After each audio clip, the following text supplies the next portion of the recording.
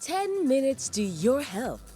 According to a 2014 survey conducted by the U.S. Centers for Disease Control and Prevention, men are half as likely as women to go to the doctor. So joining us this morning for 10 minutes to your health, we're going to discuss why do men avoid seeing their doctor? Medical Officer for the Manchester Health Services, Dr. Novel Dale, joins us. Good morning, Doc. Morning, Dr. Dale. Good morning to you both, Delia, and Neville.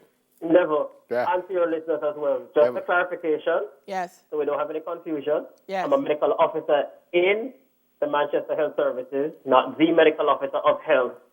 That would be my boss. Okay. Okay. All right. And I don't want your boss to say you come here on the TV and take him work. Well, it's not a problem, Dr. Dale. You can just be the boss for this interview. I remember I do the prostate exam every year. Yes. I haven't done it for, I think, a year or maybe two. But there was one year that I was going, and Doc, I don't know what come over me. I just thought I was going to hear bad news, you know? Exactly. I'm serious. And I really didn't even want to go in. It took me a while. I sat in the car. I said, boy. And when the doctor said I was fine, I turned to her and I said, Doctor, I am in love with you. I tell that story to say that's the major problem, isn't it? We're just kind of scared, don't it? It is true. It is a cultural issue that we have. If you think about it, we have engendered a fear of needles, and many men are afraid of needles. They're afraid of blood. We're also afraid of bad news. And that probably starts from a child comes into the clinic or to the doctor's office very early, and they're misbehaving, and a parent says, if you don't behave yourself, I make doctor juke you. We develop this culture that going to the doctor's office is associated with something bad, not something that is going to be towards your benefit and something that you need to realize that is actually going to help you. So it's how we communicate with our boys from very early, and the fact that we also don't teach our young men to talk either about what is happening to them. Yeah, but that's interesting. I didn't even think about that. But having said that, is there a protocol here that I must go doctor every 6 months, every year, whether I feel anything wrong with me or not? Well, there actually is. You should see your doctor every year, at least once per year. So a good thing to do is think about around your birthday. Easy to remember, your birthday comes along. Around a good time to go ahead and get yourself checked up by your doctor at least once per year. If So you have a chronic illness, diabetes, anything wrong? hypertension, Sorry, Doc. then that would But, be okay. sorry, Doc. But whether I think anything wrong with me or not, I should go to the doctor once a year. All right, let's look at it. You have a car, you have a motorbike, farmer, you have your machete. You don't wait until something goes wrong with it before you decide to try and... I understand what you're saying. Yes. Yeah, I understand what you're saying. Doc? It seems like we I lost think we lost him. Lost the doc. From Fibit.com until we get him back, they say men's top healthcare obstacle. Obstacle number one, they're too busy. Oh, sir. Orlando Health Survey says 24% of participants cited busyness, which, you know, they must have found an excuse Yeah. as their reason for avoiding medical appointments. When Doc comes back, someone will let us know. And it's the same thing about writing wills. You know, you just feel say if you write the will, it's because you were dead. Yes, yes. Yeah, so you're not about to write the will. And then when you die, confusion in the family, because nobody don't know who must get what. Yes, and people yes, stop talking yes. to each other and stuff like that. Yes. And it's to me, I hear what you just read, but to me the biggest thing is fear. You know, I'm telling you that day, Delia, I don't know what come over me. I sit down in the car, so I said, I'm not going there. Yeah. For some reason, I just thought I was going to hear some bad news. You're correct. Thank God I didn't. But I think because they're afraid, they act like they're busy.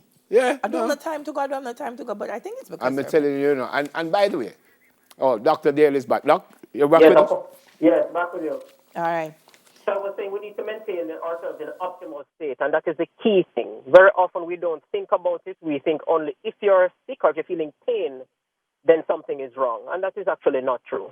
Doc, should we also improve our bedside manner when it comes to dealing with men? I'll explain what I mean. When women come to the doctor, I think they exercise, maybe not the doctor, but whoever processes them, Yes. exercise a little bit more care because they're women. So the psychosocial support starts from you enter. I think when the man them come through, them a man, them just make him go sit down and wait to see the doctor. There is no conversation that happens, nothing that kind of eases them through the process of seeing the doctor. I might be wrong.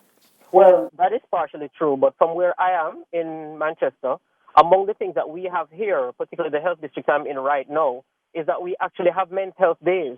And that is planned by the health districts or sometimes the family nurse practitioners in the area have just days just for men. They're targeted at taxi men, farmers, routine men that just want to walk in. And when they come in, they're the priority for the day. And it's a day when women will have to wait. But yes, it is something that we need to look at as how we deal with our men, how we engage them as well, and how we get them to feel comfortable when they come in. But then, Dale, you brought up something else that is a part of our culture. When we have boys, for example, if the boy falls and hits his knee or hits his hand, man, get up, man, you're a big boy, you're all right. If the girl falls, we nurture her and we tender her, etc. And I'm not saying that we're to make our boys soft, but it starts that early. We tell men that they're supposed to be strong. So when something goes wrong or when they even feel a slight pain or something, are not likely to turn up for help. They look at themselves to solve the problems, or they turn to other things like drinking, smoking, etc. to sort it out. Yeah. Back to the protocol, Doc. So I go to my family doctor, medical practitioner, whatever he or she is called.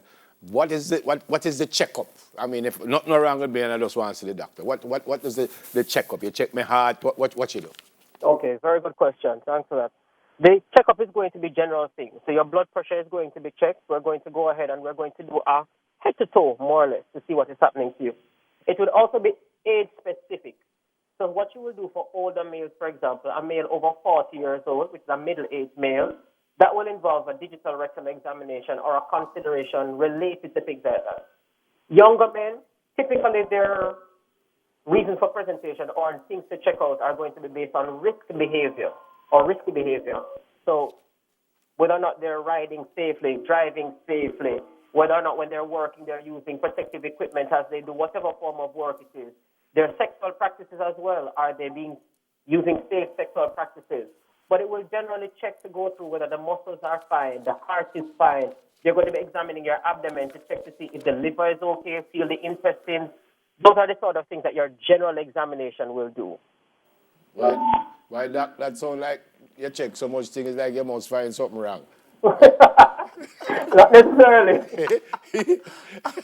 But then let's think about it. If you take your car to the mechanic, don't you want the mechanic to check it properly? You want him to just decide, all right, him look and change your oil and nothing else. He didn't check to see if your brake is fine. You want him to go through and do a complete examination. And then he can fit you. I said that tongue in cheek. I do agree with you, but it is scary. I mean, I am one of those older young boy, and it is scary. But I accept, and it is so important.